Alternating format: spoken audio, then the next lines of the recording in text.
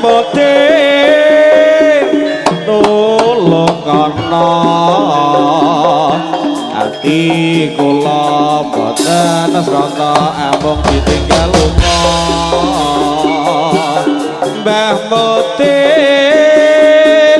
aku ra kuat ati niki mangap-mangap kaya diranjan Mbah Mutin mbok gendang mriki ati kula abah kok malah bubrah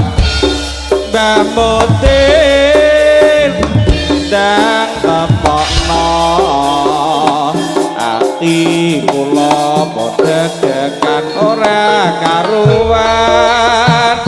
pun sesasi Mbah Mutin kula ngenteni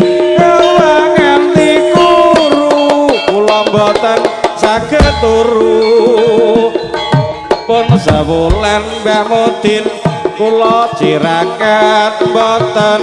mangan sego nanging kula mangan roti